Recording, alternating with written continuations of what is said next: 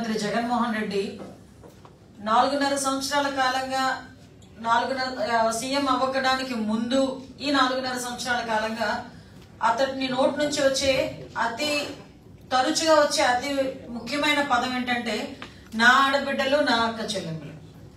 అరే నా ఆడబిడ్డలు నా అక్క చెల్లెములు అనేటప్పుడైనా కనీసం సిగ్గు శరం ఉండాలి అన్న విషయాన్ని కొన్ని గణాంకాలు, అదేవిధంగా కొంతమంది reports, at the same time కొన్ని జరుగుతున్న సంఘటనలు దృష్టి పెట్టుకొని కూడా ఆ పదాలు ఉపయోగించడానికి అతను అర్హుడా కాదా అనే సంగతి కూడా అతను కూడా ఆలోచించుకోవాలి. అట్ ద సేమ్ టైం ప్రజలు కూడా ఆలోచించుకోవాల్సిన అవసరం ఉంది.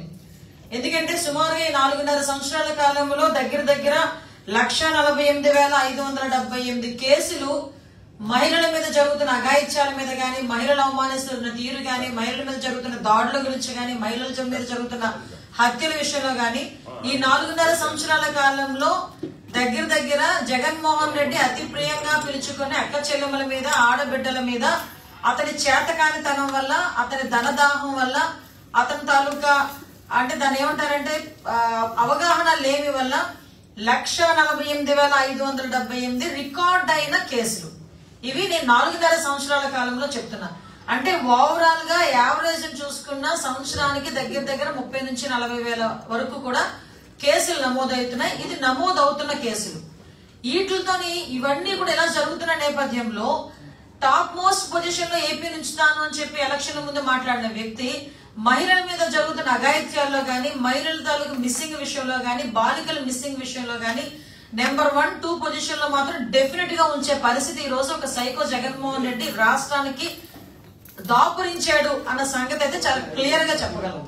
ఎందుకు దాపురించాడు అన్న పదం ఉపయోగించాల్సి వస్తుందంటే నిజంగా ఎంత దౌర్భాగ్యమైన పరిస్థితులు ఈ రోజు రాష్ట్రంలో నిన్న ఆడబిడ్డలు ఎదుర్కొంటున్నారు. అతని వివర్షంలోనే మనం వెళ్దాం. ఇదే అక్క చెల్లెములు, ఇదే ఆడబిడ్డలు ఎంత దారుణమైన పరిస్థితులు ఎదుర్కొంటున్నారంటే ఈ రోజు ఒక టూరిజం డెస్టినేషన్ రాబోయే కాలంలో ఈ రోజు వచ్చేస్తాను పెట్టి బేడ పట్టుకుని, రేపు వచ్చేస్తాను పెట్టి బేడ పట్టుకొని అని చెప్పి పెట్టి బేడ రెడీగా పెట్టుకుని ఏదో ఫ్లైట్లు దొరక ఇంట్లో కూర్చున్నట్టుగా కూర్చున్న వైజాగ్ రాజధాని ప్రాంతానికి నేను వచ్చేస్తాను అని చెప్పి మాట్లాడుతున్న ఇదే ముఖ్యమంత్రి, టూరిజం డెస్టినేషన్ అని చెప్పి ప్రగల్భాలు పలికే ఇదే ముఖ్యమంత్రి ఈ రోజు వైజాగ్ లో పొట్ట చేత పట్టుకుని పక్క రాష్ట్రం నుంచి మన రాష్ట్రానికి వలస వచ్చిన ఒక కుటుంబాన్ని రక్షించాలనే పరిస్థితి. దారుణమైన సిచ్యువేషన్స్ ఈరోజు ఒక 17 ఏళ్ల దళిత బాలిక, ఒరిస్సాకు చెందిన దళిత బాలిక మీద 11 మంది గ్యాంగ్ రేప్ జరిగితే పరిస్థితి ఎలా ఉందిరా అంటే పోలీసులు ఇన్ఫర్మేషన్ ఇవ్వరు, తల్లిదండ్రుల్ని కలవడానికి కనీసమే ప్రయత్నం చేసినా కూడా వాళ్ళని కనిపించనివ్వరు. ఇప్పటికీ ఆ ఆడబిడ్డ ఎక్కడుందో ఎవరికి తెలియదు. ఒకసారి డిసెంబర్ 18వ తారీఖున ఆ తల్లిదండ్రులు ఆ అమ్మాయి కనిపించట్లేదని 4th టౌన్ పోలీస్ స్టేషన్ లో ఆ అమ్మాయికి రిపోర్ట్ ఇస్తే ఆ అమ్మాయి 18వ తారీఖు 19వ తారీఖుల్లో పట్టుకోవలసిన ఆ అమ్మాయిని ట్రేస్ చేయాల్సిన పోలీసులు నిమ్మక నీరెత్తినట్టు కూర్చోవటం వల్ల, వాళ్ళ తాలూకా వైఫల్యం వల్ల 11 మంది ఆ అమ్మాయిని గ్యాంగ్ రేప్ జరిగిందంటే నిజంగా దీని తాలూకా తప్పు మనం ఎవరి మీద పెడతాం, ఎవరి మీద మనం మాట్లాడుకోవాల్సిన పరిస్థితి ఈరోజు వచ్చింది.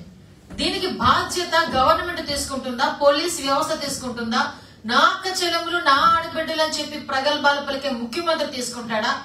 దళితురాలను అయి ఉండి కూడా నేను హోమ్ మినిస్టర్ గా ఉండి పనికిరాని ఒక హోమ్ కే పరిమితమైన మినిస్టర్ అనుకుంటున్న ఆ హోమ్ మినిస్టర్ తీసుకుంటారా?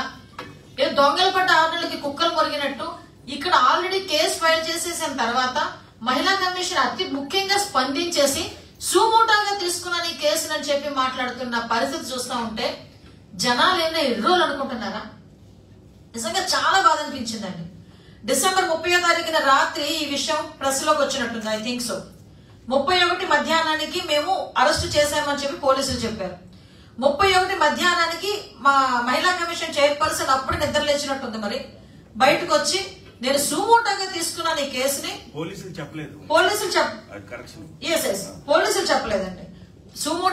సుమోటాగా ఆ కేసు తీసుకుంటున్నానంటే పోలీసులు ఆల్రెడీ అప్పటికే కేసు ఫైల్ చేసి ఉన్నారు.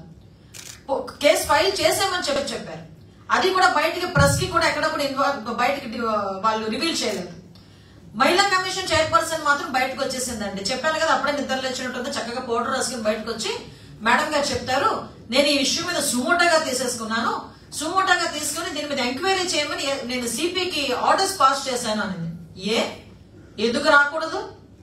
11 మంది గ్యాంగ్ రేప్ జరిగితే ఒక మహిళా కమిషన్ చైర్పర్సన్ విజయవాడలో కూర్చొని అక్కడి నుంచి ఆర్డర్స్ జారీ చేస్తుందా? సిగ్గుందా కమిషన్ కి? సిగ్గుందా ఆవిడకి? కనీసం ఈ రోజు వరకు వైజాగ్ వచ్చి ఆ కుటుంబాన్ని ఎందుకు పరామర్శించలేదు? ఆ కుటుంబాన్ని తాలూకా నేపథ్యం కానీ కుటుంబ సభ్యులు కానీ ఎందుకు ఈ రోజు వరకు ఎవరిని కలవనివ్వట్లేదు? దళిత హోమ్ మినిస్టర్ మాట్లాడితే దళిత హోమ్ మినిస్టర్ అని చెప్పి చెప్పుకునే హోమ్ కే పరిమితమైన హోమ్ మినిస్టర్ ఇప్పుడు ఎక్కడుందో కూడా ఇప్పుడు ఏదో యాడ్ వేయించాలి, కనబడట్లేదు హోమ్ మినిస్టర్ అని చెప్పి. ఎందుకంటే ఈ మధ్యకాలంలో కనిపించట్లేదు. ఎంత దౌర్భాగ్యం అంటే ఇంకో 3.5 నెలల తర్వాత మీ పదవీ కాలం అయిపోతుందిరా అని సాధారణంగా ఎవరైనా అనుకుంటారు 5 సంవత్సరాల కాలంలో. వైఎస్ఆర్సీపీ వాళ్ళ దౌర్భాగ్యం ఏంటంటే ఈ టికెట్లు మార్చేసరికి 3.5 సంవత్సరాల ముందే వీళ్ళకి పదవీ కాలం అయిపోయినట్టు ఇంట్లో కూర్చుంటున్నారు.